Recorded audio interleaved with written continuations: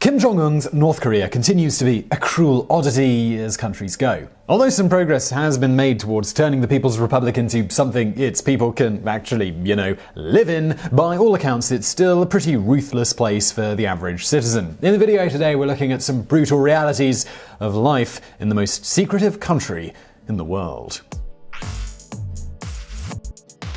Number 10. Labor camps. Every self-respecting, ruthless dictator has a labor camp or 100 in his back pocket, but North Korea's version of the theme is particularly brutal. Kang Hyol-hwan is a former labor camp prisoner who spent 10 grueling years at the Yodok concentration camp, which was hidden inside a mountainous region and hosted enemies of the state. Kang himself had done nothing wrong. He ended up in the camp as a child with his high-ranking parents who had criticized the Kims for going against the communist ideals and turning the North Korean leadership into a dynasty. There, the young Kang was confined to a life of back-breaking labor, which included tasks like hauling heavy wood for several miles. Still, no matter how brutal the work was, disobeying was simply not an option. Those who refused to obey orders were taken to a special prison within the camp where they were confined to tiny cells with cold, muddy water covering the floor. Most didn't survive this, and the ones who did were damaged beyond repair. The water had literally rotted their flesh off. Somehow this wasn't even the most humiliating way to die at the camp. Sometimes the guards hanged prisoners and the other prisoners were forced to watch and throw stones at the hanged man. The guards would keep the corpse up for a week, and the elements, carrion birds, and the effect of the stoning would render it unrecognizable. Ultimately, Kang was one of the lucky ones. He and his parents were eventually released from the camp.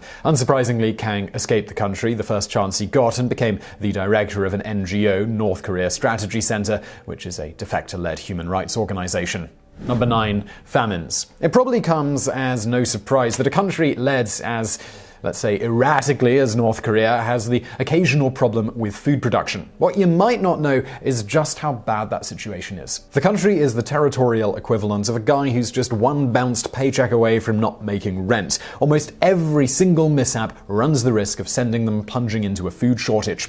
The problem is that they tend to attract plenty of mishaps. As recently as in 2017, they were teetering on the edge of a massive famine caused by a combination of international sanctions, massive drought, and the government's stubborn tendency to pour way too much of the country's extremely limited resources into various military programs. Perhaps the most legendary famine in North Korea's history was the Arduous March of the mid-1990s. The seeds of the Arduous March were sowed way back in 1948 when the country was created, and it became apparent that the soil was less than ideal for food production. Kim Il-sung was able to sidestep the issue by allying himself with the Soviet Union, who were happy to throw some food and fuel his way in order to support the cause. However, when the Soviet Union began to falter, the aid stopped coming and North Korea was left to its own devices. Kim had already started pushing an isolationist policy, so he decreed that North Koreans should be able to feed themselves without any assistance. This worked roughly as well as would be expected, which is to say it didn't work at all. Without a steady supply of fuel and food, the country lost its backup food supplies,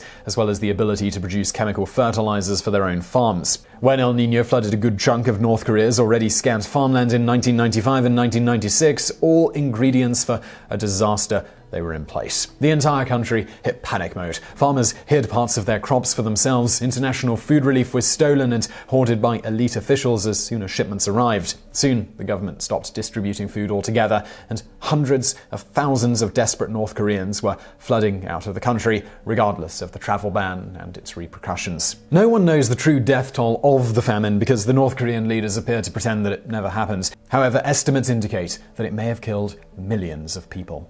Number 8. The 3 Generations Rule. The 3 Generations Rule is possibly the most ruthless policy in the already pretty awful North Korean prison system. Its basic gist is this: if a citizen commits a crime, they're sent to a labor camp, and the sentence also applies to a full 3 generations of their family. This means that children can be born in the prison camp and they're already sentenced because of something their parents or even grandparents may or may not have done. This punishment is mostly directed at people who are disloyal to the government, and it can be seriously hazardous to the mentality of the people who are forced to suffer for a crime that was committed decades before they were even born. One defector describes that he could not conceive what the world was like and could not even have thought of escaping because the prison camp was all he knew, and he thought that the whole world outside of the camp's border was simply more of the same.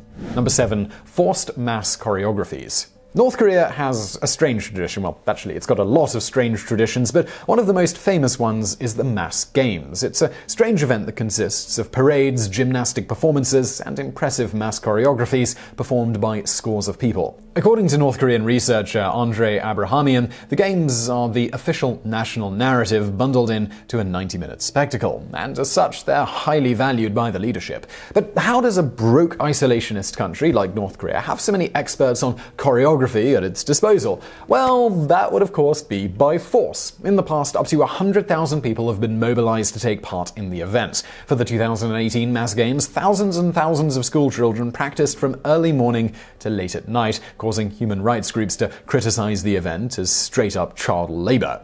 There are reports of children training for months in all weathers and being fed urinary infection medication to cope with the long hours of sitting in the cold. Still, it's said that the households that participate in the Games often receive certain benefits, such as color televisions. Yes, those are still a rarity in North Korea. So, people actually kind of want to participate in the event. Number 6. Media restrictions. A large part of North Korea's mysterious reputation is due to the fact that they don't really treat freedom of press as a thing that exists. For a North Korean citizen, it's borderline impossible to get any real information on what's going on in the country. Every single domestic media outlet is controlled by the state, and government supervision and censorship run rampant. Foreign medias that have established offices in the Hermit Nation are only marginally better off. Their access is tightly restricted, and news teams have been known to have been thrown out of the country whenever their work doesn't please the powers that be. In fact, leaving the country might be the best case scenario for a journalist who has fallen out with Pyongyang. In August 2017, 2 South Korean journalists and their publishers were sentenced to death just because they had dared to review a book that happened to discuss socioeconomic changes that the country had gone through in recent years. Fortunately, the journalists were nowhere near North Korea at the time. And so I suppose with this video, North Korea is now officially off my potential travel destinations list. Number 5. Executions. Since North Korea doesn't think twice of throwing its citizens in a concentration camp until they sometimes literally rot away, it probably comes as no surprise that they occasionally execute people. We already mentioned the brutal hanging/stoning deaths and deadly water cells in the labor camps, but that's just the tip of the iceberg when it comes to the country's capacity of deadly inventiveness. During Kim Jong-un's reign, the favorite style of public executions seems to be the anti-aircraft gun. This gruesome method has been applied to people that Kim perceives as a threat to his rule, officials who have fallen out of favor, and even humble musicians. One high-ranking defense chief was anti-aircraft merely because he happened to doze off in Kim's presence. The gruesomeness and gore of applying a gun that's meant to bring down planes to a human body is obviously pretty brutal. Of course, North Korea, they do manage to make the process even grislier than you'd expect. You see, they aren't always content with firing their monster guns at people in the traditional firing squad way. Instead, they tie the person to the end of the barrel and yell "fire," and then watch their bits fly around while the loved ones of the victim are forced to watch. Number 4. Restricted religious practices. Technically, you can practice any religion that you like in North Korea. However, the word technically is imperative here because you can also technically be critical of the government, for which you will technically be arrested and thrown into a labor camp to technically toil away for 3 generations. North Korea's official ideology is called Juche, which is a combination of self-reliance and Marxist ideals that oppose religion by principle. This means that although the country's official stance is, yeah, whatever, its practical approach actively discourages all worship that isn't directly towards whichever Kim happens to be in charge in that particular decade. This is not to say that the country is completely without its beliefs. Some citizens practice their own religious rituals behind closed doors, risking serious repercussions if the officials find out. There's also a widespread informal shamanism-style belief system with a heavy emphasis on ghosts and spirits. Because of this, fortune tellers wield a considerable unofficial power in North Korea. Even the top officials of the country have been known to treat the most famous soothsayers extremely warmly and invite them to their homes for consultation. Number 3. Developmental changes. There are many ways life can hand you a raw deal in North Korea, even if you're just a child. Apart from the 3 generations rule, which may define your home base as a concentration camp just because your granddad disrespected a bureaucrat once, and the Mass Games, which will force you to train for months in grueling conditions so that your family can watch the great leader's face in full color, there's always a chance that the horrible living conditions of the country will cause you to become developmentally challenged just because of the horrendous living conditions that you're born into. Here's the situation that a child born in North Korea faces. There's a way too high chance that they have to drink contaminated water. Then if they get sick, it's a spin of the wheel about whether the hospital they check into has the drugs and medical equipment needed to treat them. In North Korea, tuberculosis and other diseases run rampant, and some hospitals only have the means to treat roughly 40 of every 140 patients. And then there's malnutrition, which is the country's great scourge. Back in 2011, a ridiculous 28% of North Korean children were considered developmentally stunted simply because they didn't have enough to eat.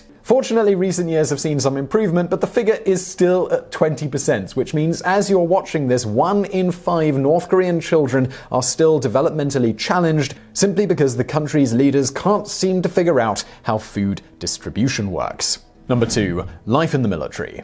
At this point, it's pretty obvious that the civilians have it bad in North Korea, but surely the military's got to be better off, right? After all, the country loves to boast about its military might, so it stands to reason that the soldiers would be well-fed and well-equipped, yeah? Well, no. First of all, North Korean military service is mandatory for both sexes, and it's seriously long. Women are expected to serve 7 years, while men are serving a full decade, and if you're fortunate enough to make it to Kim's personal bodyguard unit, you're looking at a lucky 13 years of military service.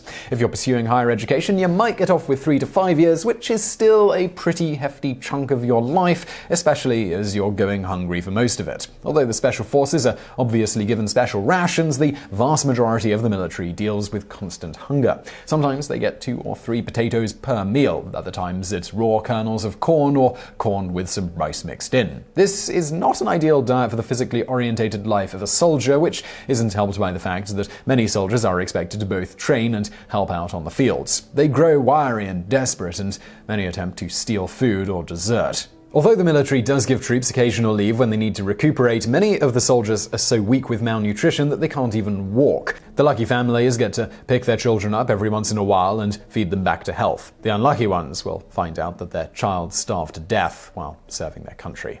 Number 1. Women in North Korea. If you think that men have it bad in North Korea, women are in a much more unfortunate position. Many women are treated as little more than property, and domestic violence and sexual abuse is rampant. Interviews with defectors indicate that a lot of this is because of North Korea's paradoxical culture. Its history as a Marxist communist state and deep-lying roots in Confucian patriarchy has created a strange hodgepodge of values that on one hand promote that everyone, regardless of their gender, is equal, and on the other hand practices the kind of gender segregation that leaves women in a very vulnerable position. When the UN pointedly called out some of North Korea's human rights violations towards women, the regime responded by brazenly claiming that the country is a heaven for women. According to Harper's Bazaar, their definition of heaven leaves something to be desired, as in reality the life of a North Korean woman is a lot closer to a living hell. Those fit, powerful-looking women who march in parades and cheerlead in sports events might show all the signs of emancipation, but in reality they're little more than sex slaves. When the fancy shows aren't going on, the same ladies reportedly have to attend Politburo parties and sleep with whoever's fancy they might catch. According to defectors, this use and abuse attitude applies to pretty much every woman, and it can come up at the weirdest of situations. One lady says that she was talking to an official about housing options when said official raped her. She describes the country's general approach to women as follows. In North Korea, a woman's dream cannot be achieved without being raped or without selling her body. So I'm not going to ask whether you enjoyed that video, but I do hope you found it interesting and perhaps a little illuminating. If you did, please do give us a like below, and don't forget to subscribe. We've got brand new videos just like this every day of the week. And if that's not enough for you, I've got another channel called Biographics, where we look at people from history, notable people from the past as well as the present day, and have a look at their lives, a biography style. The name's Biographics, you probably got that from the title. You can find that linked to on the screen, as well as a video from that channel. And as always, thank you for watching.